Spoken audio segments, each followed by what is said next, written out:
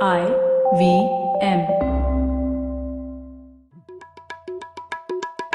भाई हम हिंदुस्तानियों को बतियाना बड़ा पसंद है। बंगाली में अड्डा, उड़िया में खोट्टी, कन्नड़ा में हरटे और हिंदी में पुलियाबाजी। इस कला के लिए हमारी हर भाषा में एक शब्द है। तो प्रणय और मैं तो अक्सर मिलकर पुलियाबाजी करते ही रहते हैं। हमने सोचा कि आपको भी इसमें शामिल कर लिया जाए, तो आइए प्रणय और सौरभ के साथ करते हैं पुलियाबाजी। हेलो सौरभ, कैसे हैं आप? बस प्रणय, चल रही है, तुम बताओ। सौरभ, वैसे कुछ साल पहले ही भारत में एक चीफ ऑफ डिफेंस स्टाफ जो ये पद है, ये एस्टेब्लिश हुआ था और इसमें नियुक्ति भी हुई थी जनरल बिपिन रावत की। और इस चीफ ऑफ डिफेंस स्टाफ की वजह से लोग कह रहे हैं कि अब भारत की जो आर्म्ड फोर्सेस हैं वो भी एक जॉइंटनेस, मतलब एक थिएटर कमांड वगैरह ऐसा बनेगा, ऐसा संभावना हो रही है, ऐसा कहा जा रहा है। तो आपने भी सुना क्या ये सब? हाँ, मतलब संभावना ही नहीं, मतलब काफी जो सीडीएस एक सिर्फ पोस्ट ही नहीं है, एक तरीके का स्ट्रक्चरल चेंज लग रहा है। एक पॉलिटिकल मैंडेट है प्रैक्टिकली। सीडीएस को बोला गया है कि थिएटर कमांड टाइप की कुछ चीज बनाओ। तो ये तो काफी बड़ा मेरे हिसाब से भारतीय सेना में इतना बड़ा जो है चेंज शायद अभी तक हुआ नहीं है। तो ये काफी बड़ा स्टेप है। काफी सालों से लोग बोल रहे हैं होना चाहिए और अब वो स्टेप लिया। उसका कहना चाहिए उस स्टेप में एक पहला कदम उस तरफ बढ़ाया गया है। तो ठीक है, इसी बारे में क्यों ना इस बार पुलियाबाजी की जाए और एक मिलिट्री पुलियाबाजी हो जाए, जिससे कि हम लोग ये सब समझने की कोशिश करें कि ये थिएटर कमांड्स क्या है, ये जॉइंटनेस जो शब्द का प्रयोग होता है, मतलब तीनों जो सेनाएं हैं उन्हें साथ मिलकर काम करने का जो एक ऑर्गेनाइजेशनल स्ट्रक्चर है वो कैसे काम करता है, इसे समझते हैं। क्योंकि जैसे चाइना में भी एक थिएटर कमांड्स बने हैं, यूएस में तो काफी सालों से हैं, 2-3 दशक हो गए उसके लिए। तो भारत में इसकी चर्चा तो होती है, लेकिन अब लग रहा है शायद हम उस तरफ बढ़ रहे हैं। तो उसी विषय पर चर्चा करने के लिए हमारे साथ है जनरल प्रकाश मेनन। जनरल प्रकाश मेनन पहले भी आ चुके हैं पुलियाबाजी में, जब हम लोगों ने डिस्कशन किया था न्यूक्लियर वॉरफेयर पर। तो उसी विषय पर हम लोगों ने डिस्कशन किया था पहले। आज हम लोग करते हैं कन्वेंशनल वॉरफेयर, मतलब हमारी जो तीन सेनाएं हैं उसके बारे में, और समझने की कोशिश करते हैं कि ये थिएटराइजेशन, थिएटर कमांड्स, जॉइंटनेस वगैरह क्या है असली में। तो जनरल मैनन, स्वागत है आपका पुलियाबाजी में एक बार फिर से। शुक्रिया।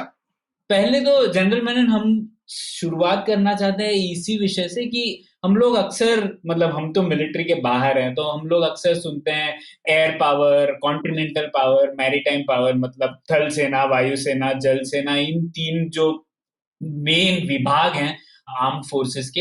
इन तीन शक्तियों की ऐसी खासियत क्या है, मतलब ये तीन क्यों चाहिए? ऐसा है क्या कि आर्म फोर्सेस कुछ चीजें बेहतर कर सकता है थल सेना से, या फिर मैरीटाइम पावर कुछ चीजें बेहतर कर सकता है एयर पावर से? ऐसा कुछ है क्या? हाँ, ये तीन भूगोल को अलग अलग जो मिलिट्री पावर है, इन तीनों भूगोल के बीच में उनका अलग अलग रोल होता है। बात यह है कि लड़ाई जो है वो कंट्रोल के ऊपर निर्भर है। कंट्रोल का मतलब आखिर में आपने पृथ्वी पे जो पॉपुलेशन है उनके ऊपर आप कंट्रोल करना चाहते हैं। बिल्कुल। उस कंट्रोल के लिए आपको पहले तो पृथ्वी पे थल पे कंट्रोल करना पड़ेगा। थल पे कंट्रोल करने के लिए हो सकता है कि आपको आकाश या स्पेस पे, एयर पे कंट्रोल करना पड़ेगा, या आपको समुद्र कंट्रोल की जरूरत हो। लेकिन आखिरी में जो भी है, इस कंट्रोल जो है वो जनता जो पृथ्वी में रहते हैं उनके ऊपर कंट्रोल करने के लिए है कि जो कुछ भी होगा, लड़ाई हवा में होगा या समुद्र में होगा, उसका असर जो है आखिर में पृथ्वी पे पड़ता है। इसलिए ये तीनों जो है मिलजुल कर असर कर सकता है। और लड़ाई के रूप क्या है, किसके लिए लड़ाई हो रहा है, कहाँ लड़ाई हो रहा है, वो ये तीनों जो है आर्मी, नेवी और जो एयरफोर्स है, वो उसका अपने अपने रोल करता है, लेकिन बात यह है कि आखिरी में ये कंट्रोल के ऊपर है, इन्फ्लुएंस के ऊपर। और इसलिए जो 3 अलग भाग में है, वो भूगोल अलग है। पृथ्वी पे अगर लड़ना है तो जो चीज आपको चाहिए लड़ने के लिए वो अलग है। अगर वायु में लड़ना है तो फिर आपको अलग military instrument, aircraft, helicopter, missiles वगैरह की जरूरत है। समुद्र में लड़ना है तो आपको शिप्स चाहिए, सबमरीन्स चाहिए। इसलिए अलग अलग चीजों की जरूरत है ये तीनों अलग भूगोल में लड़ने के लिए।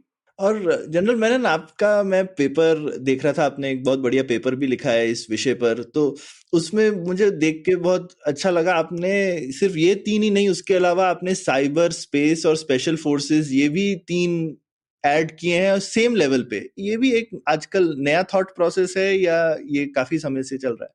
देखो, पहले जो है हवाई जहाज तो था नहीं, सिर्फ लड़ाई होता था पृथ्वी पे और समुद्र पे। फिर आया एयरक्राफ्ट, तो लड़ाई चला गया आकाश में। अभी जो है 2 और, जिसको हम भूगोल कह सकता है। एक तो है साइबर, जिसके थ्रू, जो प्लेटफॉर्म के थ्रू लड़ाई कर सकते हैं हम। साइबर के थ्रू दुश्मन का कई सिस्टम्स, कम्युनिकेशन सिस्टम हो या इंफ्रास्ट्रक्चर हो, उसको डैमेज कर सकता है। तो ये भी एक भूगोल बन गया है। इसके अलावा स्पेस, इसके साथ, साइबर के साथ स्पेस में जो भी अभी जो इस्तेमाल हो रहा है, जैसे सैटेलाइट है, और सैटेलाइट जो है कम्युनिकेशन के लिए इस्तेमाल होता है, सर्वेलेंस के लिए, देखने के लिए होता है। इसलिए जो चीज आपको लड़ाई और आम जो काम करने की जरूरत है, उसके ऊपर या आप कब्जा कर सकता है, या उसको डिस्ट्रक्शन कर सकता है, या उसको न्यूट्रलाइज कर सकता है। इसलिए ये एयर, लैंड और सी के अलावा 2 और जो है, ज्योग्राफी कहते हैं, स्पेस तो खैर ज्योग्राफी है ही, लेकिन जो इलेक्ट्रोमैग्नेटिक स्पेक्ट्रम है, जिसको हम साइबर बोलते हैं, वो भी अभी एक भूगोल बन गया है। इसलिए ये 5 भूगोल में इसके थ्रू लड़ाई, जैसे अभी टेक्नोलॉजी का स्थिति है, इन 5 के थ्रू जरूर इस्तेमाल होगा कोई भी लड़ाई में।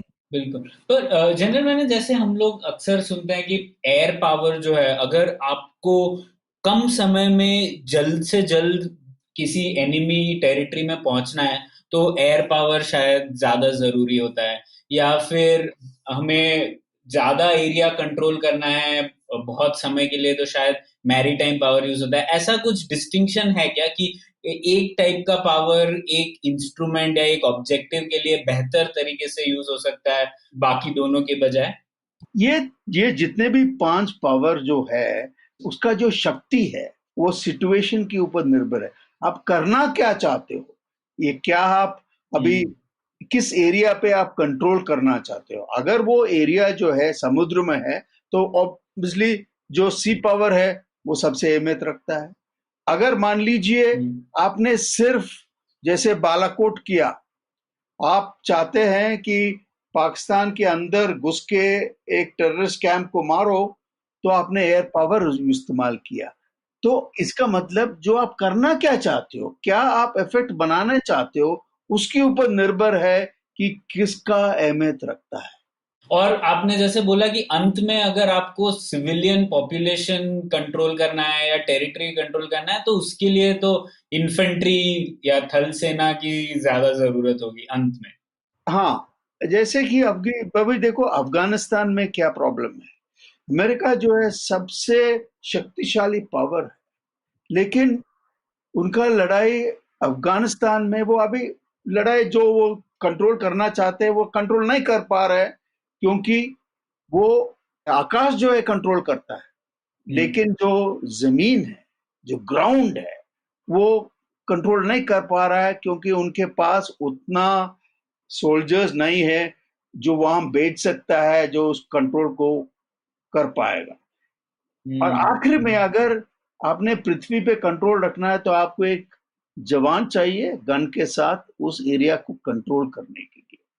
वो है सबसे आखिरी पावर जो है वो। इसलिए जो आप करना चाहते हो, अगर आप ग्राउंड को करना चाहते हो तो आपको आर्मी की जरूरत है, अगर आप आकाश को कंट्रोल करना चाहते हो तो एयरफोर्स की जरूरत है, अगर आप समुद्र को कंट्रोल करना चाहते हैं तो अहमियत जो है समुद्र शक्ति का रखता है। अच्छा, आपने ये अच्छा उदाहरण दिया, जैसे तालिबान जो है अफगानिस्तान में, वो उनका अभी भी ग्राउंड लेवल पर उनका कंट्रोल है, तो आम यूएस का इतना एयर पावर है वहां पे, उन्होंने तो मदर ऑफ ऑल बॉम्ब्स भी डाला था वहां पे कुछ सालों पहले, पर फिर भी वह जमीनी तौर पर कंट्रोल नहीं कर पा रहे हैं, और इसीलिए तालिबान का कई एरियाओं में अभी भी वर्चस्व कायम है।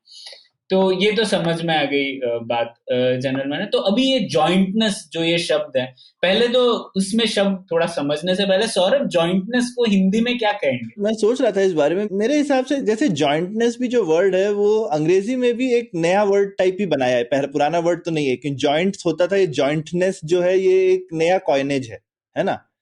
तो मेरे को लगता है हिंदी में भी हम कुछ नया बना सकते हैं। मैं तो सोच रहा था कि पूरी तरह से कोई चीज ज्वाइन हो जाए तो उसको कहते हैं समावेश हो गया।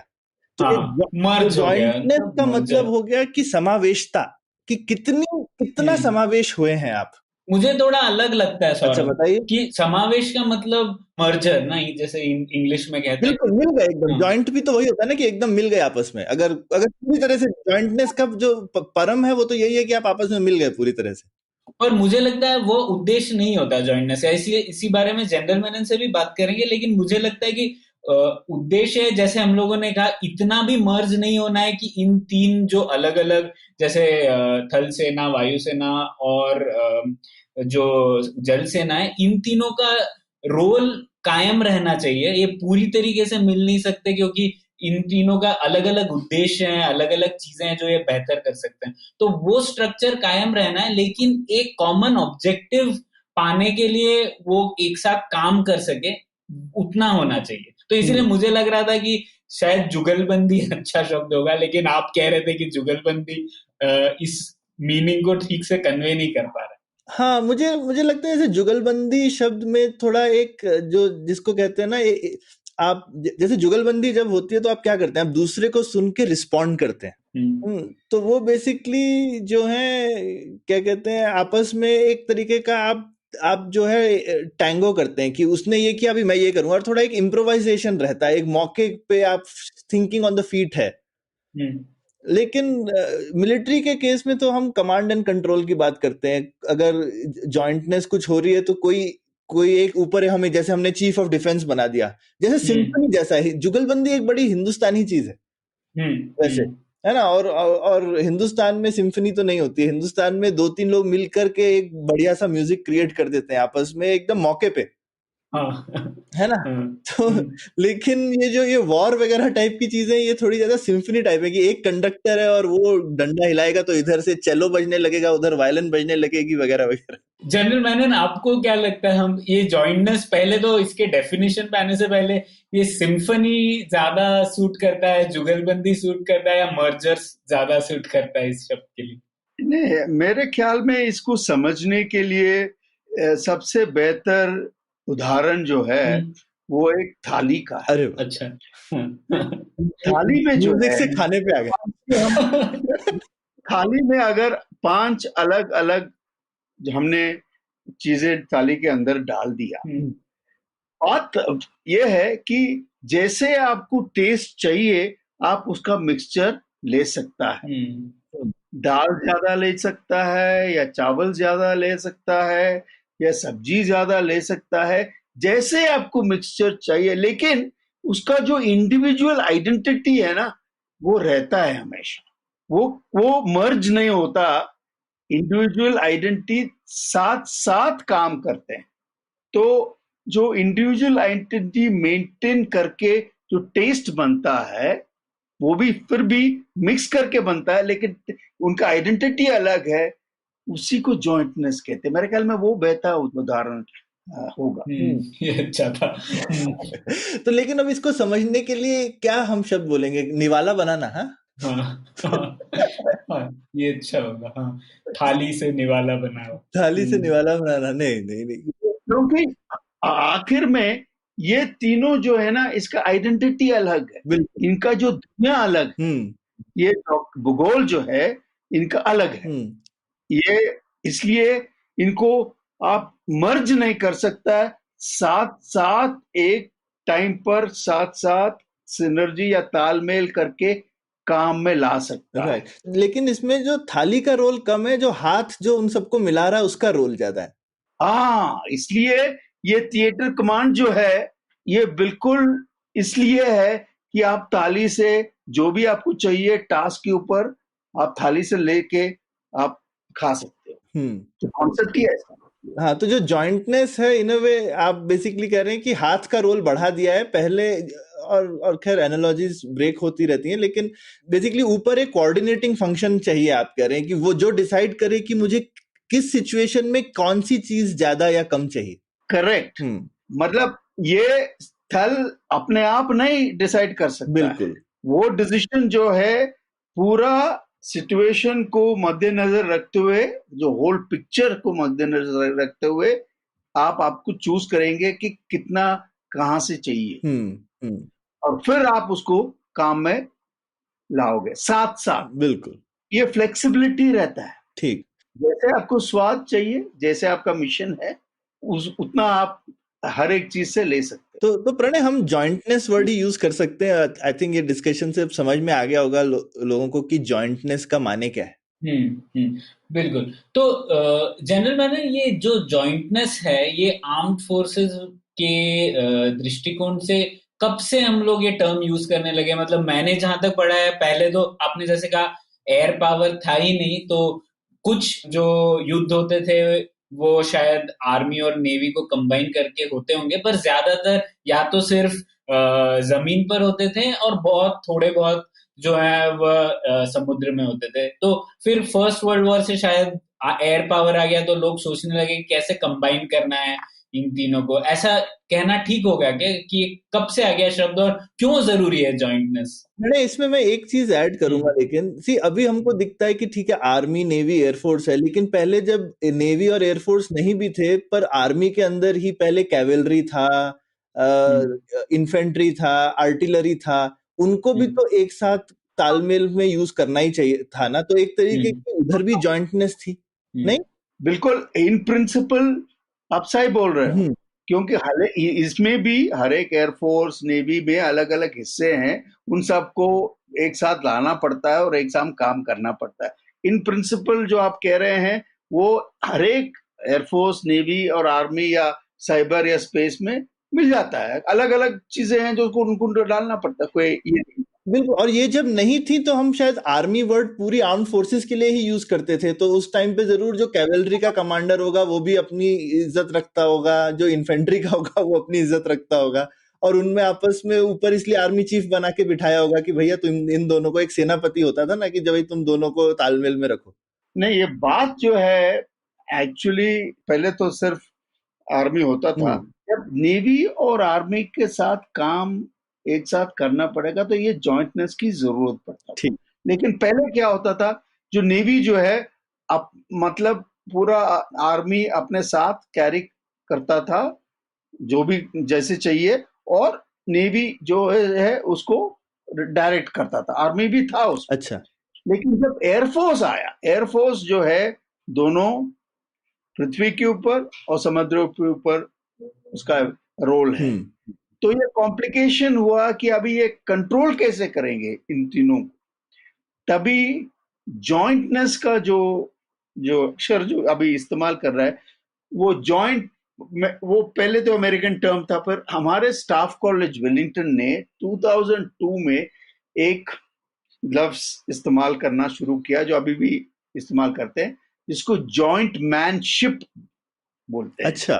वो स्टाफ कॉलेज वेलिंगटन का ओरिजिनल ये है, जॉइंट मैनशिप मतलब the spirit of working together. Okay, joint manship वो हमारा इंडियन प्रोडक्ट है। बाकी जॉइंटनेस वगैरह जो है वो वेस्टर्न, खास करके अमेरिकन प्रोडक्ट। तो जॉइंटमैनशिप बेसिकली थोड़ा सा भावना वाला, जैसे स्पोर्ट्समैनशिप टाइप वर्ड है कि जॉइंटमैनशिप मतलब आप अपने आप, आपके अंदर भावना होनी चाहिए कि आप मिलजुल के करो।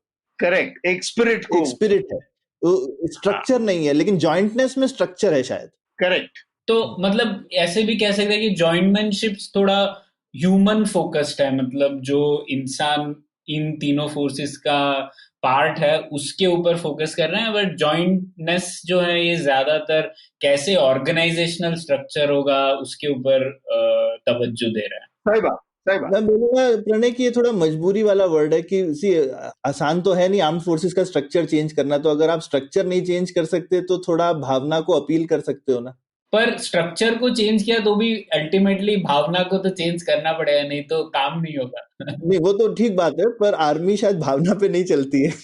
क्यों जनरल मैनर? अगर मान लीजिए आपने स्ट्रक्चर चेंज कर लिया और भावना नहीं चेंज किया तो फिर काम नहीं गड़बड़ हो चलेगा। सकती है। अच्छा ठीक है, आमतौर पर पहले भावना को चेंज करना पड़ता है, तभी तो स्ट्रक्चर चेंज होगा। तो आप चेंज तो हो कह सकता है। सकते हैं कि ये जो 2002 में वो शुरू हुआ तो एक तरह से एक जनरेशन निकल गई है, 18 साल हो गए, हाँ तो अब स्ट्रक्चर चेंज करने का समय आ गया है।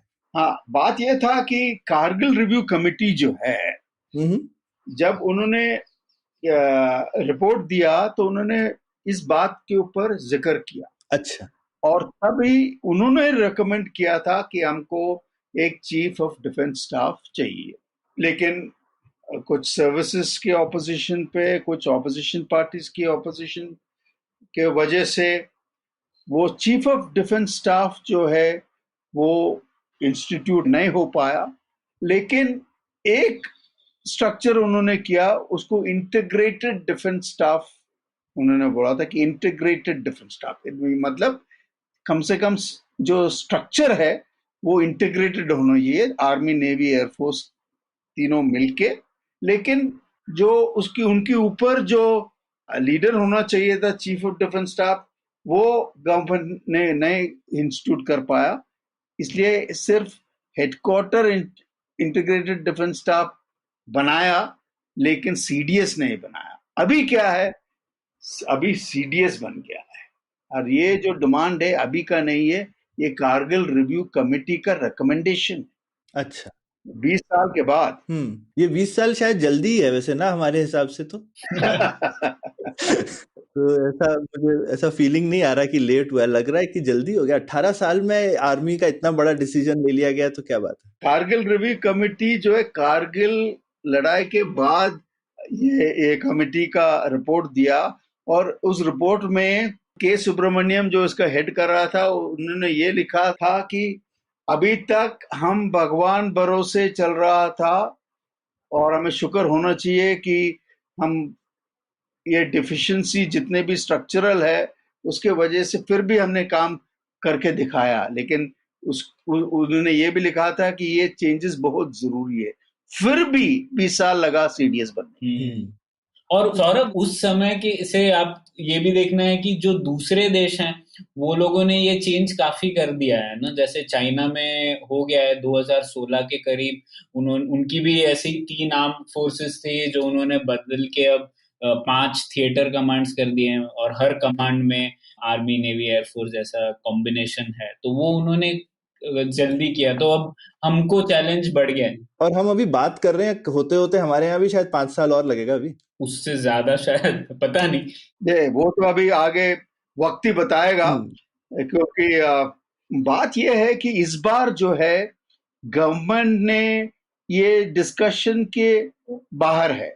उन्होंने सीडीएस बनाया, सीडीएस को मैंडेट किया कि आप जो है थिएटर कमांड बनाइए, बनाएंगे। हाँ पूछा नहीं है कि आप बनाएं क्या, उन्होंने बोला है बनाओ। हाँ करेक्ट, ये तो एक फर्क है, तो उम्मीद है कि होना चाहिए। वैसे पॉलिटिकल मैंडेट तो है, टाइम बाउंड नहीं किया है, लेकिन हाँ, लेकिन उम्मीद है कि अब होना चाहिए। हाँ होगा, और बात यह है कि कितना देर लगेगा, हाँ, और किस उसका रूप क्या होगा। हाँ, ये थिएटर कमांड क्या चीज है, वो अभी भी ओपन आइटम डिस्कशन पे है, चल रहा है। हाँ। तो वो उस पर आते हैं, डिस्कशन करते हैं और देखेंगे कि भारत का थिएटर कमांड कैसे होगा। पर उससे पहले थोड़ा मुझे और ये सवाल थे जनरल मैनन जॉइंटनेस के ऊपर ही।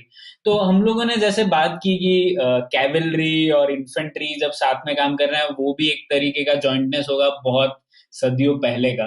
तो अब इस टाइम पर अगर हम देखें, जैसे अगर तीन फोर्सेस की लॉजिस्टिक्स है, जो सप्लाई है, वो सब अगर एक साथ करें तो वो भी एक जॉइंटनेस होगा, एक लेवल का जॉइंटनेस होगा। तो इस तरीके से अलग अलग लेवल के जॉइंटनेस है क्या? मतलब एक बेसिक काम अगर वो कर पाए, जैसे उनकी शिक्षा एक साथ होगी, अगर उनको सेम कॉन्सेप्ट सेम डॉक्ट्रिन पढ़ाया जाए, वो भी एक जॉइंटनेस कह सकते हैं। और दूसरे एंड पे अगर वो एक साथ वॉर लड़ पा रहे हैं तो वो भी एक जॉइंटनेस कहते हैं। तो इतना वाइड स्पेक्ट्रम है, तो हम कैसे समझे इस शब्द को? कितने अलग अलग लेवल्स हैं, ऐसे समझे क्या इसे?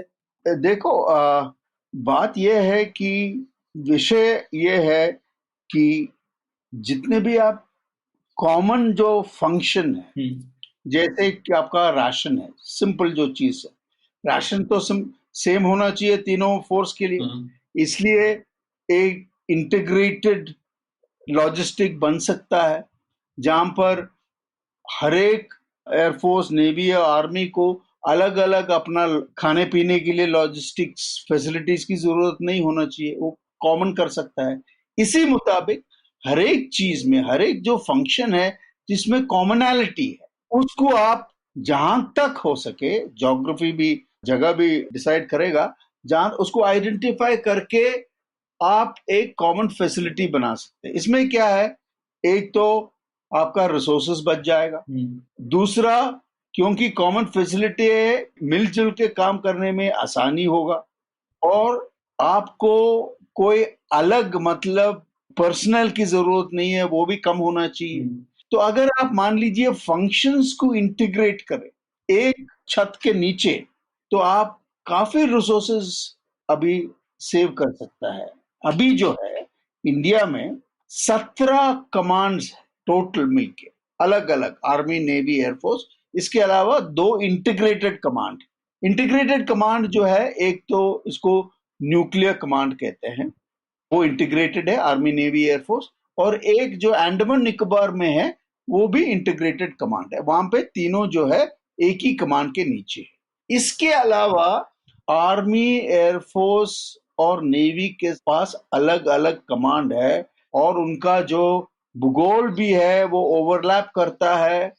इसका मतलब जो रिसोर्सेज है उसको हम सही इस्तेमाल नहीं कर सकता है। एक तो वो पॉइंट। दूसरा, जितना ज्यादा कमांड रहोगे उतना आपको मुश्किलात है कोऑर्डिनेट करने का। तो ये जो थिएटर कमांड जिसका कॉन्सेप्ट है वो इसी का है कि भूगोल के मुताबिक थिएटर बनाओ, और उस थिएटर के अंदर एक कमांडर के नीचे, जो थिएटर कमांड बोलेंगे, उसके नीचे ये सब लोग काम करेंगे, और जिस थिएटर में आपको रिसोर्सेज चाहिए होगा अब दूसरा थिएटर से ले सकता है। तो ये जो कॉन्सेप्ट है, ये इंडिया सिर्फ सबसे बड़ी मिलिट्री है जो अभी तक इसका इस्तेमाल नहीं किया है, अभी हो रहा है, और इसकी जरूरत है। अभी इसकी मतलब ये प्राइमरी जो इसका जो ऑपोजिशन कर रहे थे वो एयरफोर्स था, क्योंकि एयरफोर्स का कहना था कि इंडिया एक थिएटर है। अच्छा। तो इसलिए इसके अलावा कोई थिएटर्स की जरूरत नहीं है। ये जो जैसे अभी चल रहा है, बहुत अच्छा चल रहा है, वो उनका आर्गुमेंट था। लेकिन वो आर्गुमेंट अभी पॉलिटिकल मैंडेट से रहा नहीं। अभी बदलाव के टाइम आ गया है, और ये बदलाव जो है बिल्कुल अच्छा दिशा में।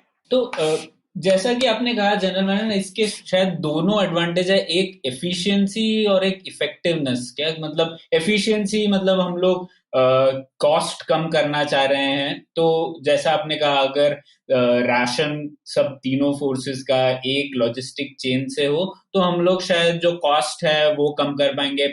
ज्यादा लोग इन तीनों सर्विसेज में अलग अलग लोग अपॉइंट करने की जरूरत नहीं पड़ेगी, तो ह्यूमन कॉस्ट और जो पेंशन सैलरी है वो बचेगा। तो ये एक एफिशिएंसी आर्ग्यूमेंट हो गया। दूसरा इफेक्टिवनेस भी है क्या? मतलब क्योंकि ये तीनों साथ काम करेंगे तो शायद वॉर में हम लोग कमांड ज्यादा बेहतर कर पाएंगे, तो ये एक इफेक्टिवनेस आर्ग्यूमेंट हो गया। तो दोनों चीजें बेहतर होती हैं क्या हर जॉइंटनेस करने से? हाँ, बात यह है कि जो मेन चीज है, लड़ाई आपने एक साथ लड़ना है, और इसलिए जो डॉक्ट्रिन है, आपका जो सोच विचार जो है वो एक होना चाहिए, एक ही सिद्धांत आपने अडॉप्ट करना है।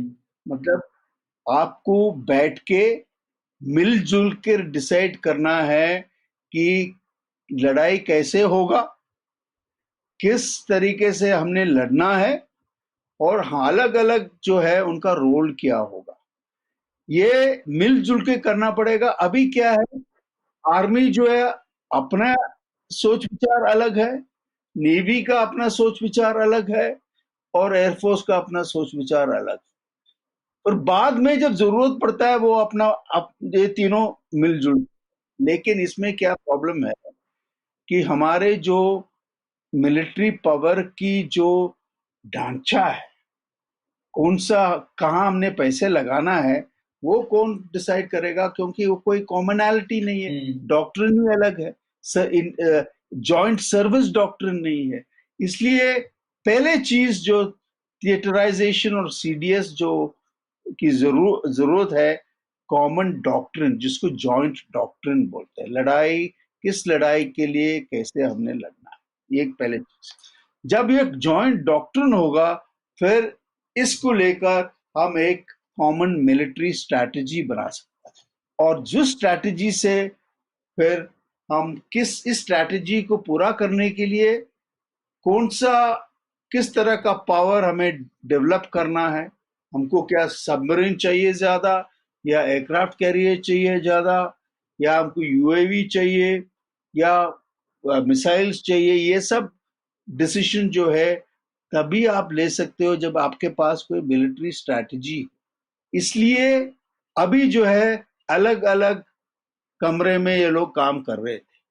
थिएटराइजेशन और सीडीएस की वजह से ये सब एक ही कमरे में बैठ के आपस में डिस्कस करके डिसाइड कर सकता है। ये है इसका जो है जो मेन इफेक्टिवनेस, मिलिट्री इफेक्टिवनेस का जो कारण वो इसलिए होगा कि वो अब शुरुआत से ही, प्लानिंग से ही ये तीनों मिलके काम करेंगे। अभी क्या है, अलग अलग प्लान करते हैं, फिर बाद में उसको जोड़ने की कोशिश करते हैं। ये तो अच्छा उदाहरण दिया आपने। जनरल मनोज, ये मैंने एक पेपर पढ़ा था जो ऑस्ट्रेलिया के दृष्टिकोण से था जॉइंटनेस पे, पर वो लोग कह रहे थे कि उनकी दृष्टिकोण से 4 लेवल होते हैं जॉइंटनेस के। एक तो सबसे पहले डॉक्ट्रिनल, मतलब जैसा आपने कहा कि सब फोर्सेस एक उद्देश्य के बारे में सोच रहे हैं या नहीं।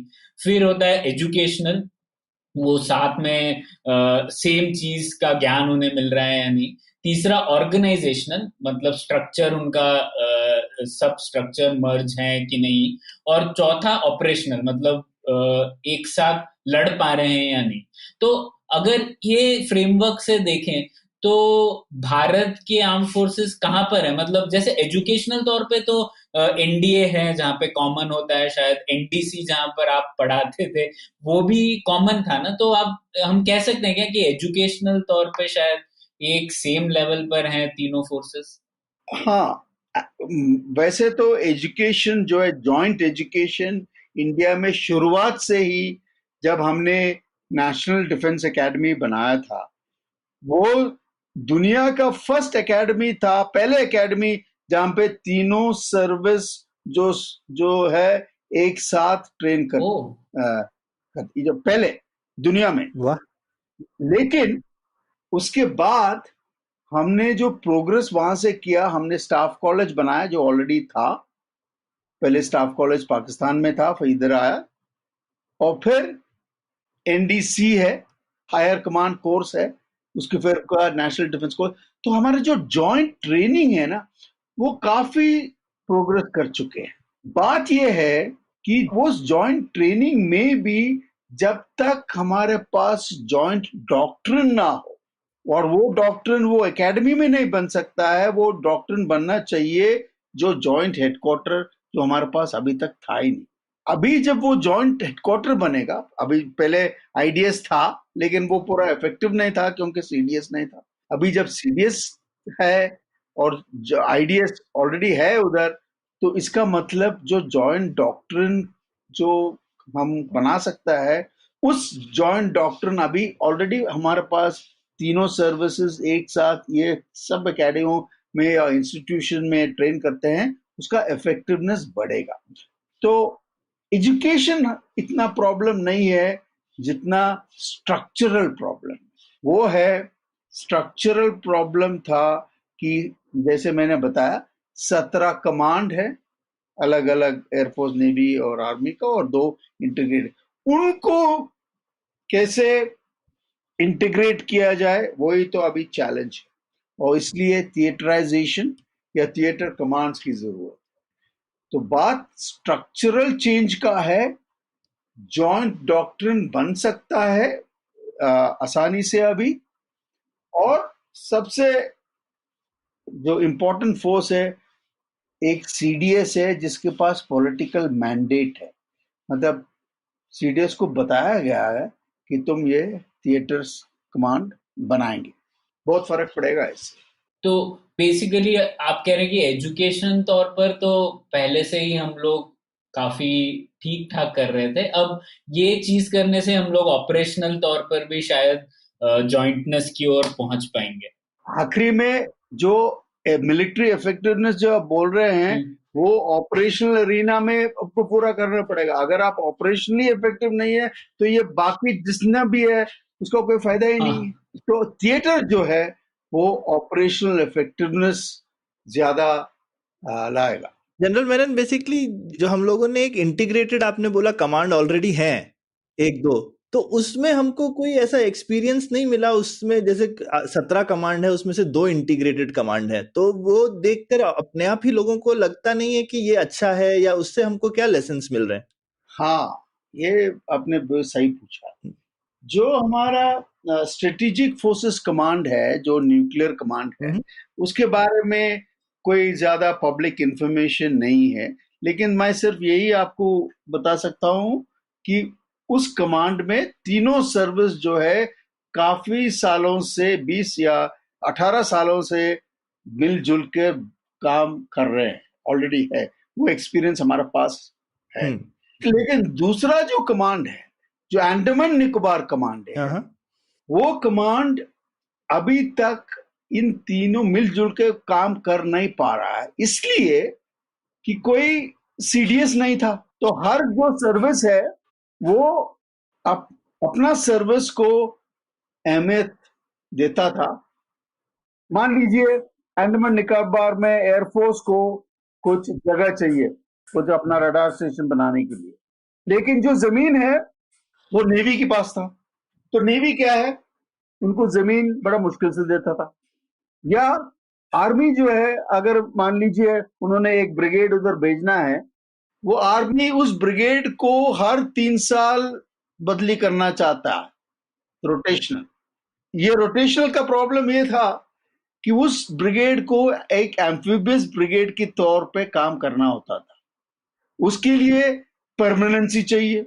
हर 3 साल में मान लीजिए आप एक गोरखा बटालियन को वहां भेजो, गोरखा जो है उनको थोड़ा तैरने में इतना एक्सपर्टीज नहीं होता है क्योंकि वो नेपाल से आते हैं, तो उनको पहले नींदना सिखा। तो ये जो है, जो कमांड है, उसका हमारा जो एक्सपीरियंस है अंडमान निकोबार, ये एक्सपीरियंस है कि जब तक ऊपर से सब जो है अपना हाथ ना लगाए और इसको इंटीग्रेटेड ट्रीट ना करें, ये काम नहीं करेगा। और बात यह है कि उस कमांड में रोटेशनल था, उसका CNC, air force, navy, army, rotation. जो भी उस सर्विस का आता था वो अपने आप अपना सर्विस को ज्यादा ख्याल रखता था। अभी जो है, जब थिएटर कमांड बनेगा तो ये सब जो है, जो सर्विस आइडेंटिटी है वो रहेगा, लेकिन कोई ऐसा ऊपर वाला नहीं है जो सिर्फ अपना सर्विस को देखेगा। थिएटर कमांड लेवल पे खत्म हो जाना चाहिए। हाँ, बिल्कुल। तो शायद इवन एजुकेशन लेवल पे शायद जरूरत पड़े ना जनरल मैनन, बेसिकली जैसे आज की डेट में लोग मिडिल मैनेजमेंट टाइम पे वेलिंगटन जाना होता है, उसी तरह से शायद थिएटर कमांड लेवल पे ग्रेजुएट करने से पहले शायद फिर से एजुकेशन की जरूरत पड़ेगी। हाँ, जो ट्रेनिंग सिस्टम्स की जो बदलाव होना चाहिए, ये जॉइंट पोस्ट को मैन करने के लिए, वो सब हमारे पास ऑलरेडी ट्रेनिंग इंस्टीट्यूशंस है जहां पर ये हो सकता है, उसमें कोई प्रॉब्लम नहीं है। ठीक। सौरभ, तो इससे ये सीखना मिलता है कि जो अंडमान वाला कमांड है वो नाम के लिए इंटीग्रेटेड है, लेकिन जो मेन प्रॉब्लम्स है वो तो अभी भी है वहां पर। बिल्कुल ठीक है। तो एक और एंगल था जनरल मैनन ये जॉइंटनेस समझने के लिए। तो ये तो हम लोगों ने बात कर ली आर्मी, नेवी, एयरफोर्स की, लेकिन जैसे अब हम कश्मीर में देखते हैं जो ऑपरेशंस हैं वहां पे, वो आर्मी, पुलिस और पैरामिलिट्री तीनों मिलके कर रहे हैं। तो ये भी एक तरीके का जॉइंटनेस है क्या? और जब हम लोग जॉइंटनेस की परिभाषा ढूंढते हैं तो इन फोर्सेस को भी इन्वॉल्व करने की जरूरत है कि वो अभी दूर की बात है तो करने की अभी सोचना नहीं चाहिए उस बारे में?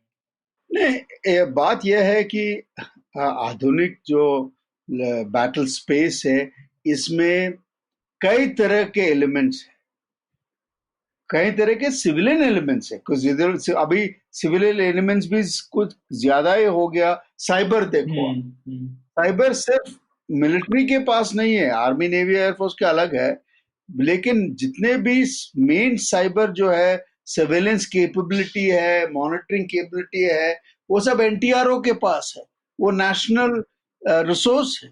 तो इसका मतलब जो जहां पर भी आप काम करोगे, एयरफोर्स, नेवी और आर्मी काफी सिविलियन एजेंसी है जिसके साथ आपको मिलके काम करना पड़ेगा, और उसके लिए स्ट्रक्चर्स बना हुआ है। जैसे कि जम्मू एंड कश्मीर में एक कमांड लेवल का स्ट्रक्चर है, मैकेनिज्म है, जिसमें चीफ मिनिस्टर, अभी तो गवर्नर होगा, जो प्रिसाइड करता है, और इसका अलग अलग जो अंग है, उनका जो हेड्स है, उस स्ट्रक्चर में बैठ के उसको यूनाइटेड काउंसिल डिसीजन लेते हैं, पॉलिसी डिसीजन। तो जैसे जरूरत है वैसे आप स्ट्रक्चर बना सकते हो, और बनाने की जरूरत है। ऐसे नहीं है अभी कोई अंग जो है अपने आप लड़ाई नहीं करता है। हाँ, ठीक है, एक ऑपरेशन के लिए मान लीजिए हो सकता है कि सिर्फ आर्मी ही ऑपरेशन कर रहा हो, लेकिन अगर आप उसका ढांचा देखो तो उसमें सब तरह के लोग हैं, सिविलियन भी है, आर्म फोर्सेस भी है। इसलिए मेन चीज है कि लीडरशिप को जो है ये काबिलियत होना चाहिए कि अपने आप, अपने यूनिफॉर्म के बाहर भी आप मिलजुल के काम करना सीखना चाहिए, ये बहुत जरूरी है। ठीक है। तो अब हम लोग जॉइंटनेस तो हम लोगों ने समझ लिया, और हम लोगों ने थोड़ा बहुत भारत को क्यों जरूरत है इसकी ये भी बात की। तो अब हम लोग आ जाते हैं ये थिएटर कमांड्स जो भारत में बनने चाहिए उसके बारे में डिस्कशन करते हैं। और जनरल मैनन ने इस पर एक पेपर भी लिखा है जो हम लिंक करेंगे, आप लोग जरूर पढ़िएगा। आपको सीखने मिलेगा कि क्यों भारत को जरूरत है इस तरीके के स्ट्रक्चर की। तो जनरल मैनन इस बारे में आते हैं। अब जैसे चाइना ने भी थिएटर कमांड्स में गठित किया है अपने आप को रिसेंटली। तो भारत को अगर थिएटर कमांड्स बनाने हो तो क्या फैक्टर्स है जिनके बारे में हमें सोचना चाहिए? एक तो आपने ज्योग्राफी बोला, और कोई फैक्टर है क्या जो सोचना चाहिए जिसके आधार पर हम लोग अलग अलग थिएटर्स बना पाए? हाँ, सबसे पहले जो थिएटर है उसका मेन कॉन्सेप्चुअल फाउंडेशन है कि वो इंसानी क्षमता का इस्तेमाल करो जिस पे हम आपस में काफी साइज के साथ हम मिलजुल के काम कर सकता है, सहयोग कर सकता है। The ability to cooperate flexibly in large numbers, ये सबसे अंडरलाइंग प्रिंसिपल है थिएटर कमांड्स का। तो जितना बड़ा थिएटर हो उतना ही अच्छा, सबसे पहले बात यह है। दूसरा, जैसे आपने बताया जो भूगोल है। और इंडिया जो है, अगर आप इंडिया का मैप आप अपने मन में सोच सकते हो, 2 थिएटर तो सामने नजर आता है। वो है उत्तर थिएटर चाइना के साथ, जो हिमालयास में बेस हो सकता है, और म्यांमार और बांग्लादेश के साथ भी हो सकता है। इसको ये उत्तर थिएटर है, जिसमें मेन जो आपका एडवर्सरी है वो चाइना है। दूसरा थिएटर हो सकता है जो पाकिस्तान का जो बाउंड्री है पश्चिम की तरफ। तो ये नॉर्दर्न थिएटर और वेस्टर्न थिएटर, जो इसमें 2 अलग अलग एडवर्सरी है, और उनके खिलाफ जो वहां से आए जो थ्रेट है वो भी अलग है। इसलिए ये 2 थिएटर खतरे जो है, जो खतरे का जो खतरा जो चाइना से आ सकता है और पाकिस्तान से आता है, उसका अलग अलग रूप है। इसलिए अलग अलग थिएटर ये बन सकता है, 2 थिएटर। तीसरा थिएटर है समुद्र का। ये अगर देखा जाए तो इंडियन ओशन एक थिएटर बन सकता है, जिसको हम मैरिटाइम थिएटर कह सकते हैं। लेकिन ये थिएटर जो है, ये इसका जो एक्सटेंट है, ये दोनों तरफ, पश्चिम की तरफ मिडल ईस्ट की तरफ है, और पूर्व की तरफ ये साउथ चाइना सी की तरफ भी जा सकता है। लेकिन इसलिए इसका एक्सटेंट देखते हुए इसको कंट्रोल, और ये अलग, जो पूर्व की तरफ से चाइना का थ्रेट है, पश्चिम की तरफ से पाकिस्तान का थ्रेट है।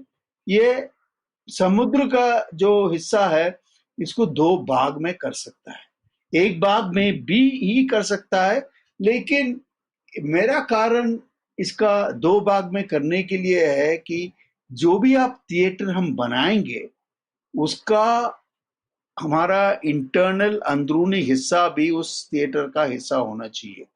मतलब जो मैरीटाइम थिएटर है वो कुछ स्टेट्स और जमीन भी वहां पर उसके अंदर है। हाँ हाँ, बिल्कुल, क्योंकि हमारे खास करके इंडिया के जो कॉन्टेक्स्ट में है, जो भी थिएटर होगा नॉर्दर्न वेस्टर्न थिएटर, वो उनके साथ कुछ स्टेट्स भी आपको जोड़ना पड़ेगा, क्योंकि हमारा इंटरनल सिक्योरिटी का भी रिस्पॉन्सिबिलिटी है।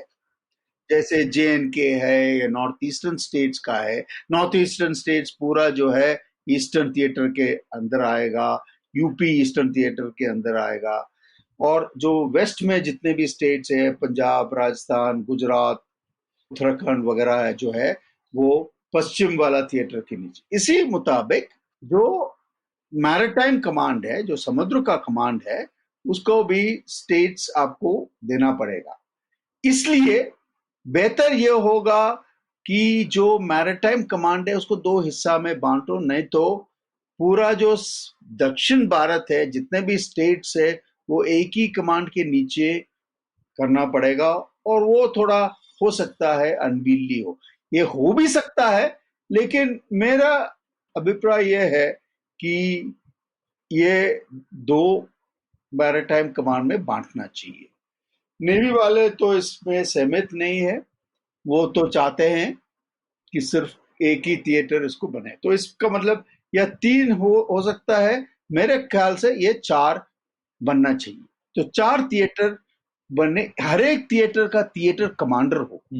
और मेरे ख्याल में जो वेस्टर्न थिएटर कमांडर, जो पाकिस्तान के साथ थिएटर कमांडर है, वो एक एयरफोर्स कमांडर होना चाहिए, इसलिए कि हमारा जो लड़ाई पाकिस्तान के साथ होगा, वो होगा स्ट्राइक करने का, बहुत जल्दी स्ट्राइक करने, जैसे हमने बालाकोट किया, मतलब बिना शॉर्ट नोटिस पे करने के लिए। इसलिए इसमें जो एयर पावर का जो इस्तेमाल है, उसका जो प्लानिंग है, ये नहीं कि आर्मी का प्लानिंग नहीं होगा, एयर पावर बहुत इसका अहमियत रखेगा। नॉर्दर्न थिएटर में आर्मी ज्यादा इफेक्टिव होगा, इसलिए आर्मी का कमांडर होना चाहिए, और ये जो 2 मैरिटाइम थिएटर में नेवी का कमांडर। तो 4 थिएटर हमने अपने पेपर में बनाया है। 3 भी हो सकता है, लेकिन मैंने आप बताया, इन कारणों से, खास करके जो इंटरलैंड की प्रॉब्लम से, 4 होना चाहिए। तो जनरल मैनन, इसको थोड़ा कुछ कॉन्क्रीट एग्जांपल देखें क्या? अभी जैसे जो हमारी चाइना के साथ थोड़ी धक्का मुक्की टाइप भी चल रही है, उसको लड़ाई तो नहीं कह सकते, तो उसमें अगर थिएटर कमांड हो और ना हो तो क्या फर्क देखते हैं आप? हाँ, मान लीजिए अभी आप लद्दाख में अभी चल रहा है प्रॉब्लम। मैंने अपने पेपर में जो लद्दाख का जो हिस्सा है वो वेस्टर्न थिएटर में जुड़ा है, नॉर्दर्न थिएटर में नहीं, इसलिए कि जो एक्सेस है, जो वहां पे जाने का जो रास्ता है वो जम्मू एंड कश्मीर और हिमाचल के थ्रू उधर रोड कम्युनिकेशन है। तो इसलिए ये जो हिस्सा है, जिस हिस्से में दोनों पाकिस्तान और चाइना है, मैंने वेस्टर्न थिएटर कमांडर के नीचे किया है। अगर मान लीजिए हमारे पास वेस्टर्न थिएटर होता और हमारे जो बनाया हुआ थिएटर ऑलरेडी ग्राउंड पे है, तो ये थिएटर कमांडर जो लद्दाख में है, लद्दाख का थिएटर कमांडर जो मैंने बोला था दिल्ली में उसका हेडक्वार्टर होना चाहिए, उनके चार्ज पे होगा वेस्टर्न, और वो एयरफोर्स का होगा। लेकिन जो कोर कमांडर है जो वहां पर है ऑलरेडी 14 कोर कमांडर, वो इस थिएटर के नीचे काम करेगा। तो इसका मतलब जब प्राइम मिनिस्टर उधर गया था स्पीच देने के लिए, तो सीडीएस थिएटर कमांडर एयरफोर्स का और कोर कमांडर आर्मी का आपको टीवी पे नजर आना चाहिए था। अभी हमने क्या देखा, जब प्राइम मिनिस्टर वहां गया तो प्राइम मिनिस्टर, सीडीएस और आर्मी चीफ था, एयरफोर्स तो चीफ तो था ही नहीं वहां। लेकिन जिस लड़ाई अभी जो अगर होगा, जरूरत है, अभी भी जो काम कर रहे हैं उसमें एयरफोर्स की बहुत अहमियत रोल है। तो इसलिए जो एलिमेंट की जरूरत है, एयरफोर्स की जरूरत है, आर्मी की जरूरत है, वो सब ये थिएटर कमांडर के नीचे है। और ये थिएटर कमांडर अपना थिएटर से भी कहीं कोई भी फोर्स लेके लद्दाख में डाल सकता है। मान लीजिए अगर उस थिएटर कमांडर को कोई और फोर्स चाहिए, तो उसका जो हेडक्वार्टर है, सीडीएस जो है, चेयरमैन चीफ ऑफ स्टाफ बोलते हैं उनको, वो जो है कहीं और थिएटर से लेकर उनके पास भेज देंगे। तो थिएटर कमांड्स में फ्लेक्सिबिलिटी है, एक जगह से दूसरी जगह मूव करने की, वो इसका एक थिएटर सिस्टम का शक्ति है। और उसके लिए उनको ऊपर किसी से पूछना नहीं है, वो सब उन्हीं के अंदर, कोई बाउंड्री नहीं है। हाँ, ये आपने अच्छी बात बताई। जनरल मैनन, एक और प्रॉब्लम है ना इसमें कि जैसे अभी की जो स्थिति है उसमें हमारा ज्यादातर ध्यान और ज्यादातर रिसोर्सेस पाकिस्तान की ओर केंद्रित है। तो शायद ये जो थिएटर कमांड आप ने सोचा है उससे ऐसा होगा कि थोड़ा रीऑर्गेनाइजेशन होगा और फोर्स जो है पाकिस्तान की तरफ ना फेस करके हम लोग चाइना की ओर और ध्यान केंद्रित कर पाएंगे। ऐसा संभव हो पाएगा क्या इससे? हाँ, इससे, लेकिन इससे ये वो संभव होने के लिए ये थिएटर कमांड सिस्टम का इश्यू नहीं है, वो एक पॉलिटिकल ओरिएंटेशन का इश्यू है। अभी तक हमारा सबसे ज्यादा ध्यान जो है वो पाकिस्तान की तरफ था। पाकिस्तान को जितने भी मिलिट्री पावर है उसका जो वेट है वो पाकिस्तान की तरफ था। लेकिन हमें मालूम था कम से कम 20 साल से कि हमारा सबसे बड़ा जो पोटेंशियल एडवर्सरी जो है वो चाइना है। पाकिस्तान हमारे से छोटा है, चाइना हमसे बड़ा है। लेकिन उसके बावजूद हमने जितने भी मिलिट्री पावर है सबसे ज्यादा वेट हमने पाकिस्तान के ऊपर डाला। अभी जो है, अभी लद्दाख के कारण और अभी जो मोबिलाइजेशन के कारण मेरे ख्याल में ये जो रीबैलेंस करना चाहिए था, जो पहले करना चाहिए थे, अभी मेरे ख्याल में होगा। ये इसलिए नहीं हो रहा कि हम चाहते हैं, या चीन ने हमको दिखा दिया कि ये रीबैलेंस जो पहले करना चाहिए था अभी तो करने की बहुत जरूरत है। तो वो रीबैलेंस जो है मेरे ख्याल में काफी हो चुका है और आगे चल के ज्यादा होगा। अब अगला सवाल ये था कि मान लीजिए ये थिएटर्स बन जाए तो फिर ये army chief, air force chief, navy chief, इन लोगों के क्या रोल हो जाएंगे और जो सर्विसेज हैं उनका क्या स्तर रहेगा इसमें? ये थोड़ा मिलिट्री के बाहर वाले लोगों को समझ में नहीं आता। हाँ, अभी वाला जो सिस्टम है इसमें तीनों चीफ जो है अपना एयरफोर्स, नेवी और आर्मी को कमांड करते हैं। चीफ ऑफ स्टाफ बोलते हैं, chief of army staff, chief of air staff, chief of naval staff, मतलब पूरा जितने भी नेवी है वो सब इसके अंदर है। थिएटर सिस्टम में चीफ का ये पावर जो है इसको कम करना पड़ेगा, क्योंकि थिएटर सिस्टम ऐसा है कि सबसे बड़ा इसमें है सीडीएस, जो उसका रोल, एक और रोल है जो चेयरमैन चीफ ऑफ स्टाफ कहते हैं। मतलब ये तीनों चीफ्स के ऊपर बैठते हैं, सबसे ऊपर बैठते हैं चेयरमैन चीफ ऑफ स्टाफ, वो है सबसे सीनियर। और उनके नीचे थिएटर कमांड में जो थिएटर कमांडर्स होगा, जो लड़ाई लड़ने वाले की उनकी जिम्मेवारी है लड़ाई लड़ने का, थिएटर कमांडर्स, वो जो है उनको ज्यादा पावर देना पड़ेगा। लेकिन चीफ्स तो रहेगा ही, क्योंकि चीफ्स जो है उनका पावर घटेगा, ऑपरेशनल पावर घटेगा, उनके पास ज्यादा ऑपरेशनल पावर नहीं है। ऑपरेशनल जो लड़ाई लड़ने का जो पावर है वो चला गया थिएटर कमांड के पास। लेकिन जो इंडिविजुअल सर्विस, आर्मी, नेवी और एयरफोर्स का देखभाल करने के लिए, उनको इक्विपमेंट करने के लिए, उनका सर्विस स्पेसिफिक जो ट्रेनिंग देना है, उनके बारे में जो एडवाइस देना है मिनिस्ट्री को, वो चीफ करते ही रहेगा। लेकिन उनका मेन जो पावर जो निकल जाएगा वहां से, वो है ऑपरेशनल पावर। ये नहीं कि उनके पास ऑपरेशनल पावर नहीं होगा, लेकिन ऑपरेशनल पावर उनका जो अभी है वो मोस्टली शिफ्ट करेगा थिएटर कमांडर। ये प्रणय, जैसे सॉफ्टवेयर कंपनीज में इंडिया डेवलपमेंट सेंटर के कंट्री हेड जैसा पावर होता है ना, तो बिजनेस हेड के पास में प्रॉफिट एंड लॉस स्टेटमेंट रहता है, तो वो रिस्पॉन्सिबल रहता है कि भाई अब क्या करना है मुझे प्रॉफिट कमाने के लिए, बिजनेस साइड में देखे। लेकिन जो आपका डेवलपमेंट सेंटर का हेड होता है वो सपोर्टिंग रोल हो जाता है कि भाई हमको अच्छा सेंटर होना चाहिए जो बिजनेस को सपोर्ट करेगा, अगर कमर्शियल साइड से एग्जांपल देखें तो। सौरभ, मैंने इस पेपर के अंदर मैंने बोला था जो ट्रांसिशन जो करना है हमने, मैंने ये लिखा था कि डिफेंस फोर्सेस के अंदर इस ट्रांसिशन करने के लिए एक्सपर्टीज नहीं है, उनको एक्सपर्टीज बाहर से लाना पड़ेगा। और मैंने बोला था कि जो ये ट्रांसिशन है ना, जो कॉर्पोरेट में जो स्ट्रेटेजिक बिजनेस यूनिट्स क्रिएट किया था, बिल्कुल हाँ, उसी मुताबिक मैंने लिखा हुआ है इस पेपर में कि उनसे ये एडवाइस लेना चाहिए और उनको इनकॉर्पोरेट करना चाहिए हमारा जो है ट्रांसिशन प्लान बनाने की। मैं लेकिन बोलूंगा कि ऐसा नहीं है कि प्राइवेट सेक्टर का, हमने किया तो बहुत सालों से है ये, लेकिन कोई ट्रैक रिकॉर्ड हम लोगों का भी बहुत अच्छा नहीं है ये करने में।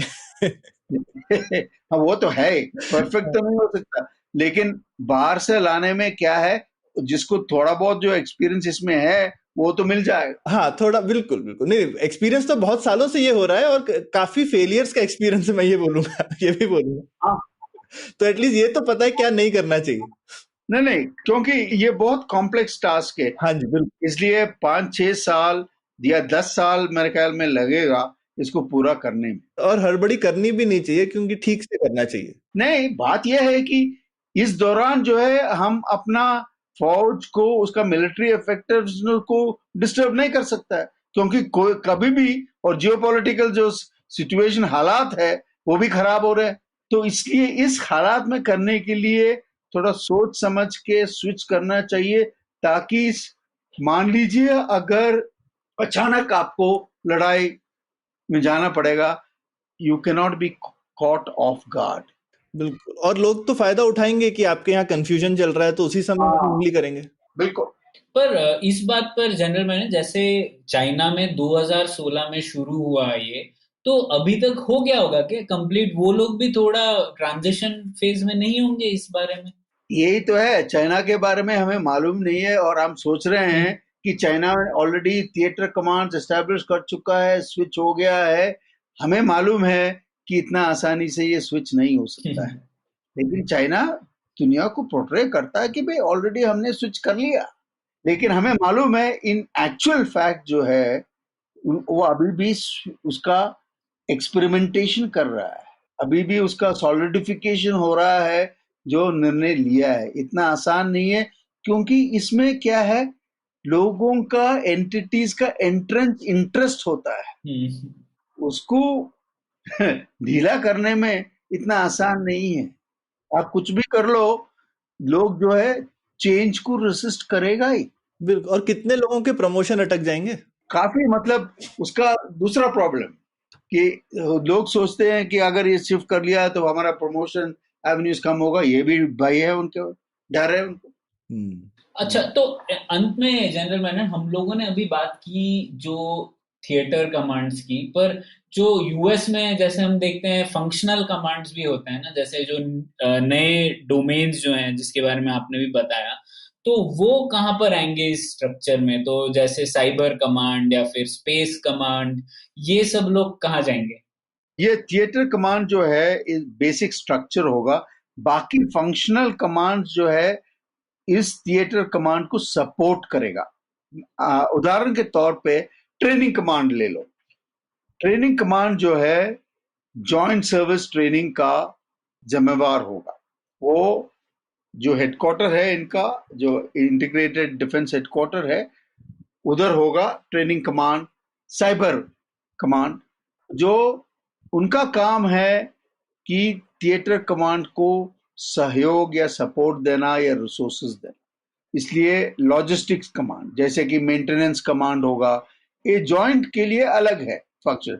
इसके अलावा हर एक सर्विस को अपना अपना ट्रेनिंग करना पड़ेगा, अपना अपना मेंटेनेंस अलग अलग है, क्योंकि इक्विपमेंट अलग अलग है, तो उनके पास भी अलग अलग स्ट्रक्चर्स होंगे जो उनको सपोर्ट करने के लिए।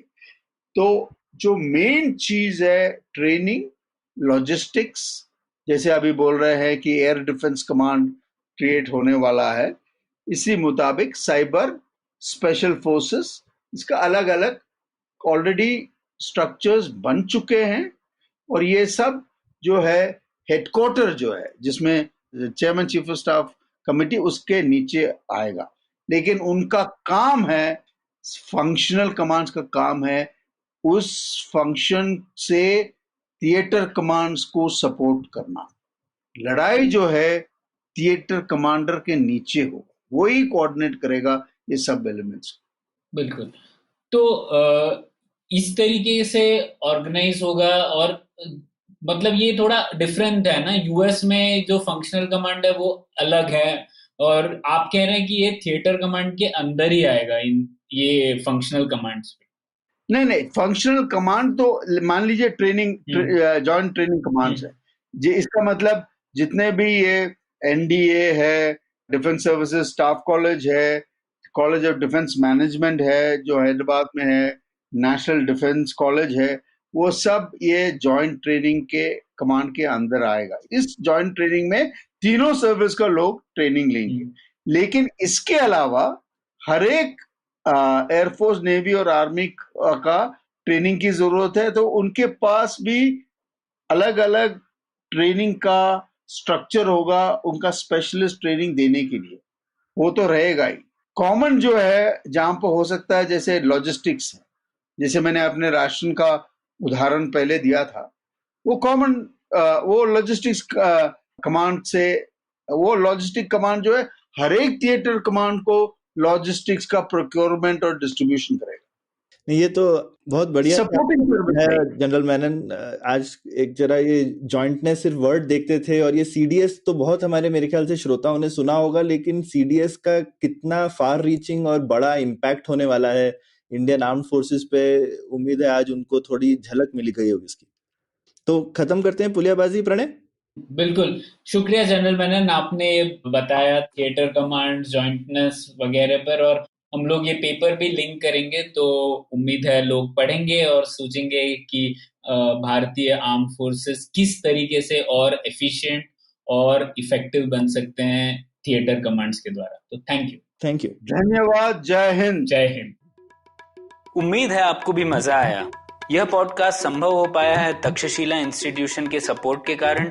तक्षशिला पब्लिक पॉलिसी में शिक्षा और अनुसंधान के लिए स्थापित एक स्वतंत्र संस्था है।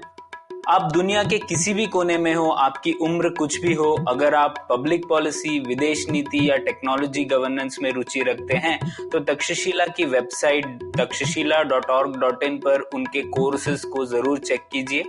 और अगर आप पुलियाबाजी में शामिल होना चाहते हैं तो हमसे कनेक्ट कीजिए puliyabazi@gmail.com पर या फिर @puliyabazi ट्विटर पर। शुक्रिया। I hope you enjoyed that show.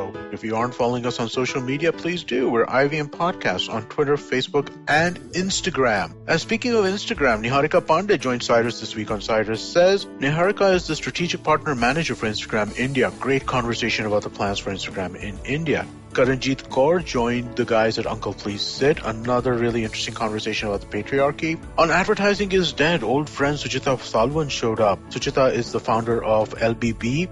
Great conversation she had with Varun. Definitely do check that out as well. Tanvi Lad, who is a nationally ranked badminton player, was on the Habit Code with Ashton Doctor. Great conversation. I would highly recommend that. The Football Football guys are back. They've been back for a few weeks, but definitely do check out their latest episode. Great conversation they had. On Aditi Surana's Absolutely Right, Manju Sara Rajan was the guest, and again, a great conversation was to be had over there. As always, great conversations all across the board. Check out some of the other stuff like Smile India and Know Your Kanun and All Things Policy. All of them had fresh episodes this week, but with that, I hope to see you again next week.